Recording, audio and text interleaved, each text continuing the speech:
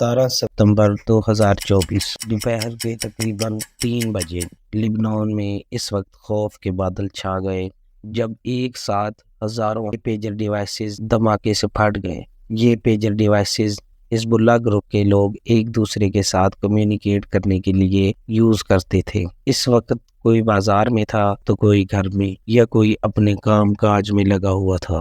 حزب اللہ گروپ کا کہنا تھا کہ ان کی پیجر ڈیوائسز میں کوئی میسج ریسیو ہوا اور اس کے ساتھ جتنی بھی ڈیوائسز تھی اس وقت ایکٹیو ہو گئی اور وہ سب ایک دھماکے کے ساتھ بلاسٹ کر گئی۔ اب تک اس میں 12 لوگ اپنی جان گنوا بیٹھے ہیں جس میں کچھ بچے بھی شامل ہیں، جبکہ کہ 3000 سے زائد لوگ زخمی ہیں۔ پیجر ڈیوائسز کے دھماکے لبنان میں ہوئے اور اس کی گونج پوری دنیا کے میڈیا میں اٹھی۔ لبنان میں ایمرجنسی نافذ ہو گئی، ہر طرف شور مچ گیا، ہر طرف خوف و ہراس پھیل گیا، ایمبولینس کا شور اور ہاسپٹلز میں اتنا زیادہ رش ہو گیا کہ بیڈ تو دور کی بات، لوگوں کو بیٹھنے تک کے لیے کرسیاں نہ ملی۔ ابھی تک یہ معاملہ گرم تھا، حالات ابھی تک قابو آئے ہی نہیں تھے کہ 18 ستمبر 2024 کو حزب اللہ کے ریڈیو سیٹ بھی ایک ساتھ پھٹنے شروع ہو گئے۔ 3000 ڈیوائسز کا ایک ساتھ پھٹ جانا اٹس ناٹ نارمل تھنگ۔ حزب اللہ نے اس چیز کی ذمہ داری سب سے بڑے دشمن اسرائیل پر ڈالی، جبکہ اسرائیل اس معاملے میں مکمل طور پر سائلنٹ ہے۔ How can it be possible? میں ہوں آپ کا ہوسٹ محمد ذیشان اور آپ دیکھ رہے ہیں میرا یوٹیوب چینل۔ ویڈیو کو لائک کیجئے، چینل کو سبسکرائب کیجئے۔ دوستو، پیجر ڈیوائسز ایک وائرلیس سسٹم کے تحت کام کرتی ہیں۔ اس میں کسی بھی قسم کا کوئی سم کارڈ یا موبائل نیٹ ورک استعمال نہیں ہوتا۔ سگنل کے ذریعے اس میں صرف ٹیکسٹ میسیجز ریسیو ہو سکتے ہیں، جبکہ کال یا آڈیو میسیج ریسیو کرنے کا فنکشن نہیں ہوتا۔ حزب اللہ گروپ پہلے سیل فون پر ڈیپینڈنٹ تھا، لیکن اسرائیل اس کو ہیک کر کے جہاں ان کے کمانڈر کی ایگزیکٹ لوکیشن ہوتی تھی وہاں ڈرون کے ذریعے اٹیک کر دیتا تھا، جس سے کمانڈرز مارے جاتے تھے۔ جب حزب اللہ کو اس چیز کا پتہ چلا تو انہوں نے ہیکنگ سے بچنے کے لیے یا لوکیشن کے ٹریس ہونے سے بچنے کے لیے یہ ڈیوائسز یوز کرنا شروع کر دیے، جس سے وہ اسرائیل کی ایجنسی موساد سے چھپ کر یوز کر رہے تھے۔ اس ڈیوائس کے ذریعے تمام اپڈیٹس ایک ساتھ مل جاتی تھیں۔ تمام پیجر ڈیوائسز ایک پیجر نیٹ ورک کے ساتھ کنیکٹڈ ہوتے ہیں تاکہ کوئی بھی میسج بھیجنا ہو پہلے وہ پیجر نیٹ ورک پر جاتا ہے اور پھر اس نیٹ ورک کے ساتھ جتنے بھی پیجر کنیکٹڈ ہوتے ہیں ان پر یہ میسج چلا جاتا ہے۔ جب سگنل پیجر تک پہنچتا ہے تو پیجر اپنے یونیک آئیڈینٹیفیکیشن کوڈ کے ساتھ کام کرتا ہے اور اگر سگنل میچ کرے گا تو اسی صورت میں پیجر میسج کو ریسیو کرتا ہے۔ ابھی تک بتایا جا رہا ہے کہ 3000 سے زائد پیجر پھٹ چکے ہیں اور ان میں سے زیادہ تر صدر لبنان میں پھٹے ہیں، جو کہ اسرائیل اور لبنان کے بارڈر پر واقع ہے۔ 3000 ڈیوائسز میں سے تقریباً 2800 لوگ جو اس میں زخمی ہوئے ہیں، جو کہ ہزاروں کی تعداد میں ہیں، اور 200 لوگ ایسے ہیں جو کہ ان پیجر ڈیوائسز کے دھماکوں سے بچ گئے ہیں۔ مثال کے طور پر کسی کا پیجر اگر کسی سائڈ پہ رکھا اور وہ خود الگ کام میں لگا ہوا ہے تو ایسے 200 پیجر ڈیوائسز ایسی تھی جو کہ پھٹنے کی وجہ سے کوئی نقصان نہیں ہوا، جبکہ 2800 پیجر ڈیوائسز ایسی تھی جس میں لوگ مارے بھی گئے ہیں اور شدید زخمی ہوئے ہیں کہ فیوچر میں وہ کسی کام یا جنگ لڑنے کے قابل نہیں رہیں گے۔ بلکہ ایران کے ایمبیسیڈر مجتبیٰ امانی کے زخمی ہونے کی بھی رپورٹ ملی ہے۔ حزب اللہ کا کہنا ہے اس کے پیچھے اسرائیل کی انٹیلیجنس ایجنسی موساد کا ہاتھ ہے۔ لیکن سوال یہ اٹھتا ہے کہ اتنے سارے پیجر ڈیوائسز پر کیا لگایا گیا تھا اور کیوں لگایا گیا تھا؟ پھٹے ہوئے ایک پیجر کی فوٹو میں دیکھا گیا کہ اس کے پیچھے ایوان بیس گولڈ اپولو کمپنی کا نام لکھا ہوا تھا، لیکن اپولو کمپنی کا کہنا ہے کہ انہوں نے یہ ڈیوائسز مینوفیکچر ہی نہیں کیے، بلکہ انہوں نے BAC کمپنی کو برانڈ نیم یوز کرنے کی اجازت دے دی تھی۔ اگر یہ کام مینوفیکچرنگ کرتے وقت کیا گیا ہے، مینوفیکچرنگ ایکسکلوسیو لگائے گئے ہیں، تو اس کا مطلب ہے اس کی پلاننگ اسرائیل بہت پہلے سے کر رہا ہے۔ حزب اللہ کا کہنا ہے کہ انہوں نے تقریباً 5000 گولڈ اپولو پیجز آرڈر کیے 2024 کی شروعات میں، جو کہ 2024 کی شروعات میں لبنان پہنچے۔ گولڈ اپولو کے چیئرمین سوجنگ کوانگ کا کہنا ہے کہ جو پیجر پھٹے ہیں ان کی مینوفیکچرنگ تائیوان میں نہیں ہوئی، بلکہ BAC کمپنی نے ان کی مینوفیکچرنگ کی ہے۔ پہلے انہوں نے اس کمپنی کی لوکیشن بتانے سے انکار کیا، لیکن جب معاملے کی نزاکت کو دیکھا تو انہوں نے بتایا کہ یہ ایک ہنگری کے کیپٹل بداپیسٹ کی کمپنی ہے۔ پیجر کا ماڈل AR924 تھا۔ ہنگیرین فارم BAC کمپنی نے مینوفیکچر کیا اور اس کا ڈیزائن، اس کا فنکشن اور اس کی سیل سب کچھ اسی فرم نے کی، بس نام گولڈ اپولو کا یوز ہوا۔ گولڈ اپولو کمپنی کا کہنا ہے کہ تقریباً 3 سال سے یہ کمپنی ان کی پارٹنر ہے۔ ایک بات کی ہم کو بھی حیرانی ہے کہ یہ کمپنی تو ہنگری کی ہے، لیکن اس کو آرڈر مڈل ایسٹ سے آتے ہیں۔ BAC کی ویب سائٹ جو کہ اوپن نہیں ہو رہی، اس میں بھی لکھا تھا کہ یہ ایک ٹیلی کمیونیکیشن میں ڈیل کرنے والی کمپنی ہے اور پچھلے 10 سالوں میں یہ اس بزنس میں ہے۔ ہنگری میں اس کمپنی کی رجسٹریشن چیک کرنے کے بعد پتہ چلا کہ یہ company medical devices, electronic parts اور آئل اینڈ گیس میں بھی ڈیل کرتی ہے۔ ظاہر ہے کہ اتنے بڑے لیول پہ کام کرنے والی کمپنی کوئی عام کمپنی تو ہو نہیں سکتی، لیکن ایسا نہیں ہے۔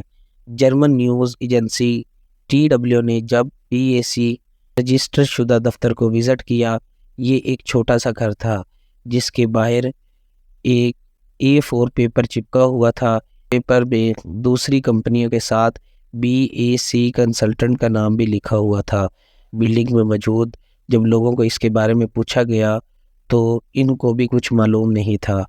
اب سوچا یہ جا رہا تھا کہ یہ ایک شیل کمپنی ہے جو کسی بھی کام کے لیے نہیں بلکہ انلیگل ایکٹیویٹیز پرفارم کرتی ہے، جو کہ اوپر سے کچھ اور پیچھے سے کچھ اور کرنے والی کمپنی ہوتی ہے۔ کمپنی کے فائنینشیل ریکارڈ کی جانچ کی گئی تو پتہ چلا کہ حال ہی میں BAC نے 80 ملین روپیز کا پرافٹ بھی ڈکلیئر کیا تھا، جو کہ تقریباً $51,700 بنتے ہیں۔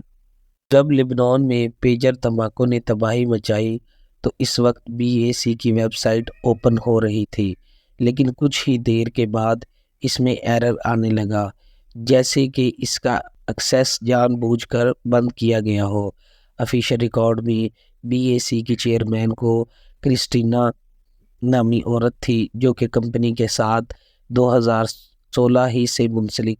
کمپنی کے مالک کا نام برسونی ارشیا بتایا جا رہا تھا۔ کہا یہ جا رہا ہے کہ ان دونوں کا ہسبینڈ وائف کا رشتہ تھا۔ دونوں کو کئی فون کالز کی گئی لیکن کسی نے بھی ریسیو نہیں کی۔ NBC رپورٹر نے بتایا کہ ان کی بات کرسٹینا سے ہوئی ہے، جس کا کہنا ہے کہ وہ گولڈ اپولو کے ساتھ تو کام کرتی ہیں لیکن صرف کمیشن ایجنٹ کے طور پر، یعنی کہ وہ پیجرز خود مینوفیکچرر نہیں کرتی۔ اب یہ سارا معاملہ اٹھا، ہنگری کی گورنمنٹ بھی بیچ میں کود پڑی۔ ان کی اسپوکس پرسن نے کہا کہ BAC کسی بھی قسم کی مینوفیکچرنگ میں نہیں کرتی۔ BAC کے رویے اور جواب نہ دینے کی وجہ سے لوگ یہی سمجھ رہے ہیں کہ حزب اللہ کو ڈلیوری سے پہلے یا پھر مینوفیکچرنگ کے وقت اس میں گڑبڑ کی گئی تھی۔ اس سے تو یہی لگتا ہے BAC کمپنی کا اس پیجر اٹیک میں کوئی ہاتھ نہیں۔ اگر ایسا ہوتا تو یہ کمپنی پہلے سے اپنی ویب سائٹ بند کر کے رکھتی یا پھر اس الزام سے بچنے کے لیے کہیں اور غائب ہو جاتی۔ ایسا بھی پاسبل ہے کہ اس کمپنی کا یوز کیا گیا ہو۔ ایکسپرٹس کا ماننا ہے کہ پیجرز کے اندر 8 سے 10 گرام پہلے سے ایکسپلوسیو مواد چھپایا گیا تھا، یعنی کہ دھماکے دار مواد جو کہ بہت ہی زیادہ تیز تھا، جس کو پھاڑنے کے لیے کوئی الگ ڈیوائس بھی لگائی گئی تھی۔ جب چپ نے پیجرز پر آنے والے میسیجز پر نہیں بلکہ ایک خاص کوڈ بھیجنے پر ایکٹیو ہو کر ایکسپلوسیو کو اپڈیٹ کیا ہوگا۔ Now the question is coming that the حزب اللہ کا میجر نیٹ ورک ایک پرائیویٹ نیٹ ورک تھا، یعنی کہ اس پر وہی میسیج بھیجا جا سکتا تھا جو اس نیٹ ورک کا ایڈمن ہو یا پھر اس نیٹ ورک پر رجسٹرڈ ہو، اور پھر خاص کوڈ نمبر اس پرائیویٹ نیٹ ورک پر تو بھیجا کس نے؟ ایسا تو صرف 3 وجوہات کی بنیاد پر ہو سکتا ہے۔ ایک یا تو جاسوس حزب اللہ گروپ کے اندر شامل ہو، پوائنٹ نمبر 2 موساد کے پاس کوئی ایسی ٹیکنالوجی ہے کہ وہ کسی بھی پرائیویٹ ریڈیو نیٹ ورک کو ہیک کر سکتا ہے، پوائنٹ نمبر 3 کے اندر الگ سے موبائل نیٹ ورک کا کنیکشن لگا کر SMS یا کال کے ذریعے اس کو ڈیٹونیٹ کیا گیا ہوگا۔ یہ تو رہی پیجر دھماکوں کی بات، جس نے پہلے دن لبنان میں بڑی تباہی مچائی اور پورے لبنان کے اندر ایک خوف کی لہر پھیل گئی۔ اگلے دن حزب اللہ کے واکی ٹاکی سیٹ بھی ایک ساتھ پھٹ پڑے جیسے پیجر پھٹتے تھے۔ ایک واکی ٹاکی تو اس وقت پھٹا جب حزب اللہ کا ایک ممبر اپنے دوست کے جنازے میں شرکت کرنے کے لیے گیا ہوا تھا، تو جنازے کے دوران ایک واکی ٹاکی پھٹ گیا۔ پھٹے ہوئے واکی ٹاکیز میں دیکھا گیا کہ یہ آئی کام کمپنی نے بنایا ہے، لیکن یہ ایک جاپانیز بیس کمپنی ہے جس کا خاص ماڈل IC-V82 ہے۔ اس کمپنی نے اپنے بیان میں کہا ہے کہ ہم نے ان واکی ٹاکیز کو 2014 میں ہی بنانا بند کر دیا تھا۔ حزب اللہ نے یہ واکی ٹاکی سیٹ تقریباً 5 مہینے پہلے ہی خریدے تھے، ٹھیک اس وقت جب پیجر ڈیوائسز لبنان میں آئے تھے۔ لیبنیز سیکیورٹی گروپ نے کہا ہے کہ موساد دوسرے ممالک کے اندر اس طرح کے آپریشن کرنے میں ایکسپرٹ ہے۔ انہوں نے بڑی پلاننگ کے ساتھ پیجرز اور واکی ٹاکیز کے اندر ایکسکلوسیو ایڈ کیے ہوں گے اور پھر اس کو بڑی چالاکی کے ساتھ بلاسٹ کر دیا۔ میں آپ کو بتاتا چلوں کہ پہلے بھی اسرائیل کی ایجنسی موساد کافی سارے ایسے آپریشن دوسرے ممالک کے اندر پرفارم کر چکی ہے، جبھی کہ یہ کوئی الزام نہیں، یہ ایک حقیقت ہے۔ 2010 میں موساد کی ایک جو نیوز ہے، سٹنگس نامی ایک کمپیوٹر لانچ کیا اور اس کا ہدف تھا ایرانی نیوکلیئر پروگرام۔ اس پروگرام میں موساد کے ساتھ ساتھ CIA یعنی امریکہ کو بھی جوڑا جاتا ہے۔ ہر ساتھ میں آپریشن اورچڈ تھا جس میں موساد نے سیریا کے ایئر ڈیفنس سسٹم کو ہیک کر لیا تاکہ اس کا سسٹم اسرائیلی جہازوں کو ڈیٹیکٹ نہ کر سکے، یعنی کہ اسرائیلی ایئر فورس کو ڈیٹیکٹ نہ کر سکے۔ اور بہت سے ریسرچرز نے بتایا ہے کہ موساد نے بہت سے کنٹری، انٹرنیشنل کمپنیز اور مختلف لوگوں پر بھی اسپائنگ کی ہے، یعنی کہ جاسوسی کی ہے۔ لبنان میں ہونے والے پیجر اٹیک اپنی نوعیت کا سب سے خطرناک اور یونیک اٹیک سمجھا جا رہا ہے، جس کی ہسٹری میں ابھی تک کوئی مثال نہیں ملتی۔ آپ نے پوری دنیا کو حیرت اور تشویش میں ڈال دیا ہے کہ اگر پیجر ڈیوائسز اور واکی ٹاکی کو ڈسٹروائے کیا جا سکتا ہے تو کیا ہمارے موبائل فونز بھی اس سے محفوظ ہیں؟ اس معاملے پر چائنا اور رشیا نے اپنی ڈیوائسز اور الیکٹرانک آلات پر بہت تیزی سے ریسرچ کرنا شروع کرتی ہے۔ جنگیں تو پہلے بھی ہوتی تھی اور آگے بھی ہوتی رہیں گی۔ اٹیک کرنے کا یعنی دشمن پہ اٹیک کرنے کا، دشمن کو مارنے کا ایک نیا طریقہ ایجاد ہو چکا ہے جو کہ بہت ہی زیادہ ڈینجرس اور خوفناک ہو سکتا ہے، جس سے بچنا بہت ہی زیادہ مشکل اور ناممکن نظر آتا ہے۔ آپ کی اس کے بارے میں کیا رائے ہے؟ کمنٹ سیکشن میں ضرور لکھیے گا اور چینل کو لائک اور سبسکرائب کرنا مت بھولیے گا۔